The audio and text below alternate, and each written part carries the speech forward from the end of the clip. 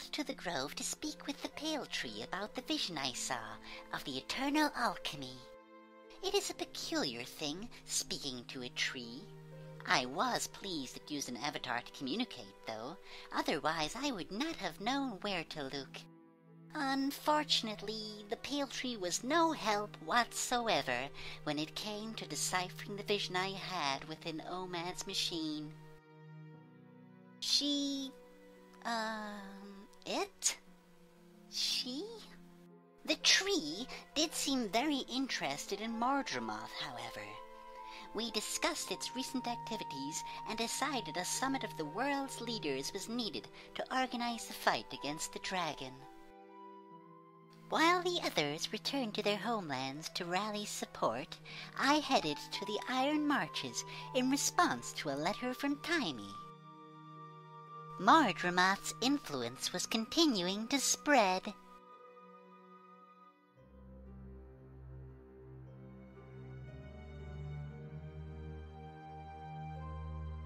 Heroes from all across Tyria stood side by side to push back the corruption of the vines in Mordrem.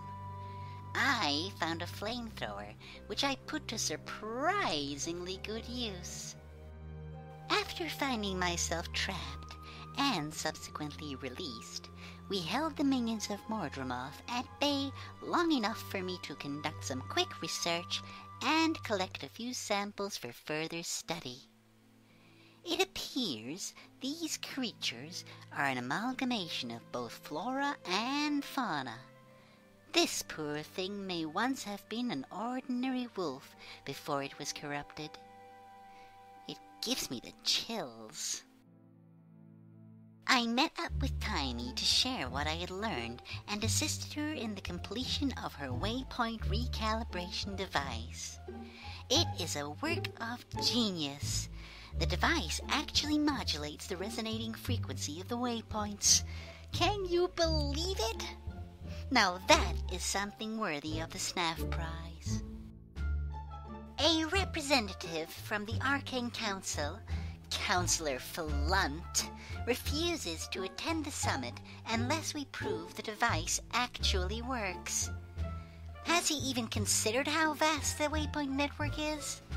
We can't recalibrate anything until the scan of the network is complete. That scrit-brained scholar wouldn't know true genius if it grabbed him by the ears.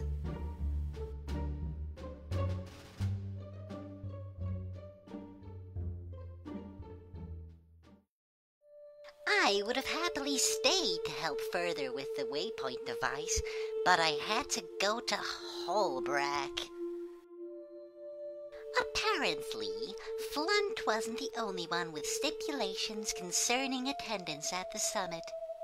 I met with Bram and his mother, who explained that it would be easier to garner Norn support if we helped them against the Sons of Svanir to the north. Maybe they would show better hospitality. Air didn't even offer me a seat. I had to sit on some old animal pelts. Ugh. We traveled to Frostgorge Sound and teamed up with the Vigil to take on the Sons of Svanir at the Barrowstead. The fight was a difficult one, with the cold creeping into my bones and turning my fingers blue. But in the end, we vanquished our enemies. Their dragon totem, which stood in the middle of the Barrowstead, was destroyed, and Air felt very confident that Whitebeard would agree to attend the summit. With Casimir at Divinity's Reach, securing the support of Queen Jenna, all we needed was to gain the support of the charr. Nobody thought to invite representatives from the Quaggans. It does occur to me, though, that death seems to follow Quaggans everywhere, so it is probably for the best that they're not attending. I met Rox and Ritlock outside Baradin's vaults in the plains of Ashford. Before Imperator Smodar the Unflinching would agree to attend the summit, I had to assist Ritlock with a ritual he had been studying that could send the ghosts occupying the Charlands back into the mists. I located and recovered fragments of King Adalbern's crown, which was essential to the ritual. Then we headed down into the vaults. I am not afraid to admit that I was nervous. There is something extremely unsettling about ghosts. We defeated the ghosts within the vaults, and using the energy Ridlock's sword, Sahothin, had gathered from them, he performed the ritual. But it failed. The sword fell into, somewhere, and Ridlock jumped in after it. I'm sure Ridlock will turn up sooner or later, though I do wonder where it is he went. Being in the vaults, surrounded by tombs, made me think of those who are no longer with us. I visited Fort Salma to pay my respects to the Seraph there for the soldiers they recently lost, including Marjorie's sister, Belinda. I had not spoken to her very much at all, but I am certain that... Wait, is that...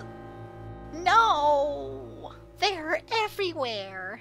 No more ghosts! No more ghosts!